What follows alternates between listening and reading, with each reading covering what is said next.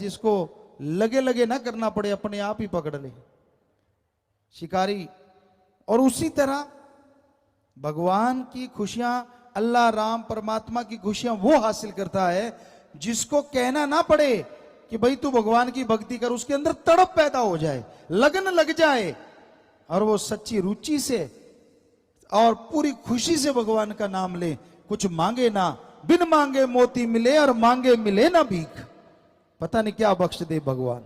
सच्चे दिल से अगर उसकी भक्ति करो, सच्ची भावना से अगर भक्ति करो। लोग कहते हैं भावना, श्रद्धा किसे कहते हैं? आज की श्रद्धा है पैसा। मंदिर, मस्जिद, गिरजाघर, गुरुद्वारा, कहीं भी जाइए, हमने देखा सभी धर्मों को मानते हैं, सभी जगह जाते हैं। क्या कहा जाता था जब हम गुरुगद्दी पे नहीं आए? तेरी जो श्रद्धा है चढ़ा दे। श्रद्धा थोड़ी चढ़ाई जाती है।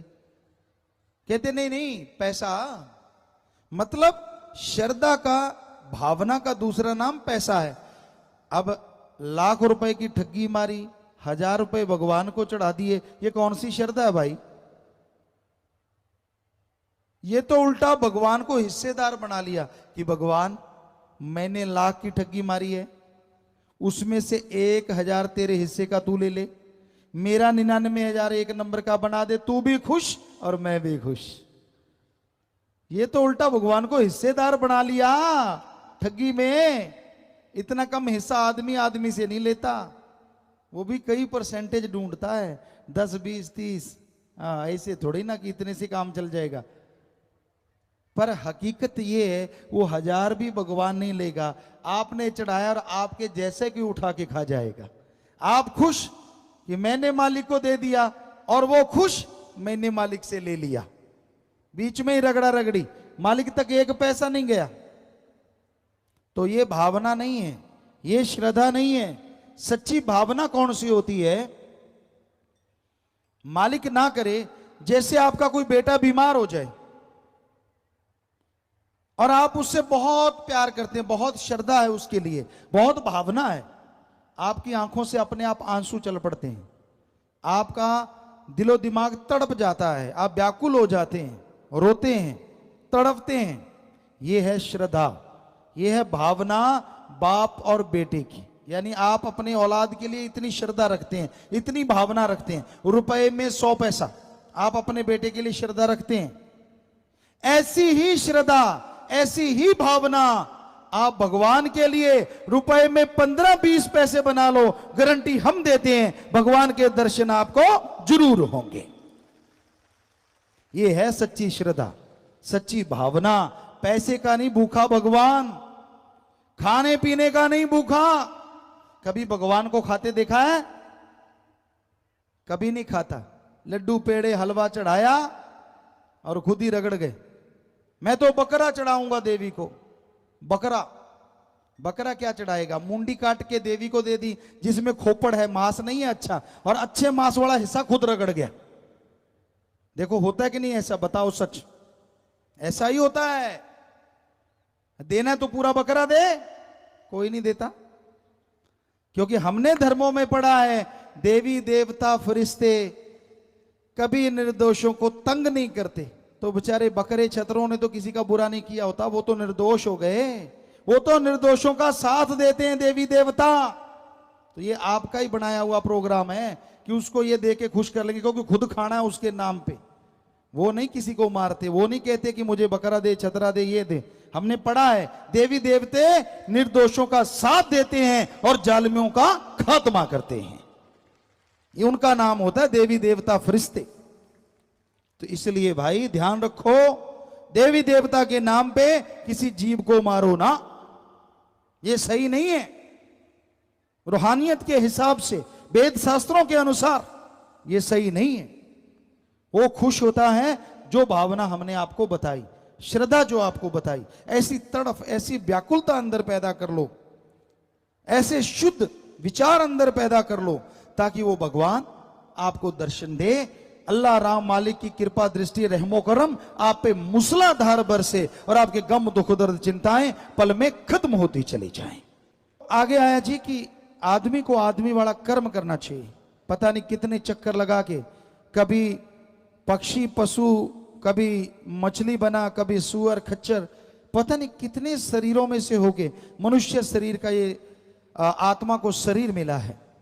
तो इसलिए हे भाइयों, हे बहनों, हे बुजुर्गों, हे बच्चों, उस मालिक का नाम जपा करो, भक्ति करना ना छोड़ो, उससे आपको 100% लाभ होगा, तन मन धन में, घर परिवार में, और आत्मिक तौर पे, सामाजिक तौर पे आपकी खुशियां बढ़ती जाएंगी। ये हकीकत है। ये जन्म मिला प्रभु मिलने की बार, रहा खाने सोने में यूं ही गुजार, कुछ कर ले विचार क्यों बनता गंवार। दिन रात खाने पीने में मस्त ना हो जाएं, बल्कि समय निकाल के मालिक का नाम जपा करें। सुबह रफा हाजते जाते हो, फ्रेश होने के बाद मालिक की याद में आधा घंटा दे दो, क्या जाएगा आपका? वैसे भी तो टाइम लगाते हो, गपशप मारने लगो 2-3 घंटे का नहीं पता चलता, चुगली निंदा करने लगते हो, पता नहीं लगता कितना टाइम चला गया। तो ये तो आपने अपने लिए, बच्चों के लिए, पीढ़ियों के लिए, औलाद के लिए टाइम देना है। तो इसलिए कम से कम आधा घंटा या घंटा सुबह और ऐसे शाम को आप नियम बना लो, टाइम फिक्स कर लो, इस टाइम पे जाप करना ही करना है, तो कर लोगे। अगर वैसे कहते रहे तो मुश्किल है भाई। एक सज्जन ने चिट्ठी डाली, कहता गुरुजी मैंने सोचा मैं भक्ति किया करूंगा, मन को कहा कि मन मैं भक्ति करूंगा, तू रोक के दिखा। मन कहता कर ले भक्ति, मुझे क्या। कहने लगा रात को रोटी कम खाऊंगा, आधी रोटी कम खाऊंगा, ताकि सुबह जल्दी जाग जाऊं। और रात को रोटी खाने लगा, कहता सब्जी इतनी स्वाद लगी, पहले कभी लगी नहीं थी। आधी कम खानी थी, एक ज्यादा ठोक गया, सुबह उठा ही नहीं गया। उठे कहां से, आड़ से आ गया। अगले दिन कहता नहीं आज लड़ेंगे अपन, चलो रोटी जैसे तैसे कंट्रोल किया, थोड़ी खाई, सुबह जाग भी आ गई। 4 बजने में 5 मिनट रह रहे थे। मन कहता वो पागल 5 मिनट तो और सो ले, 4 बजे जाप करना है ना, अभी 5 मिनट पड़े। कहता ऐसा सोया 7 बजे उठा। ये अगर टाइम फिक्स करके भक्ति नहीं करोगे तो मन तो ऐसे ही रगड़ता है। हिंदू सिख धर्म में मन कहते हैं जो दिमाग को नेगेटिव विचार देता है, बुरे ख्याल। इस्लाम धर्म में कहते हैं नफस, तो ये बुरे ख्याल देता है। इससे लड़ने के लिए चलते, काम धंधा करते, लेट के, बैठ के आप सुमन करेंगे तो मन रुक सकता है, वरना मन नहीं रुकता। हंकार देगा, खुद ही में डुबोए रखेगा, मुझे ये क्यों नहीं, मुझे वो क्यों नहीं, मुझे फला क्यों नहीं, पता नहीं क्या क्या मन की रील चढ़ी रहती। एक उतर जाती है दूसरी तैयार, दूसरी उतर गई तीसरी तैयार, गलती गलत, बुरे बुरे, खोटे खोटे विचार देता है। इसलिए मन से लड़ना कलयुग में सच्ची भक्ति है। और मन से लड़ने के लिए राम नाम के जाप के बिना कोई दवा नहीं है। राम नाम का जाप करना होगा तभी मन रुकेगा, वरना मन तो भाई सबसे चंचल है। सूर्य का प्रकाश की गति बड़ी तेज है, हवा भी तेज है, लेकिन मन की गति इन सब से तेज है। पर मन की गति से अगर कोई तेज गति है तो वो आत्मा की गति है। उसकी स्पीड मन से कई गुना ज्यादा है, हजारों लाखों गुना ज्यादा। पर वो चुप हुई बैठी है। जब उसे हनुमान जी की तरह याद दिलाओगे राम नाम के द्वारा कि तेरी गति इतनी है, तो वो दौड़ेगी और मन पानी भरेगा, मन चुप हो जाएगा और भलाई नेकी में आप आगे बढ़ते जाएंगे।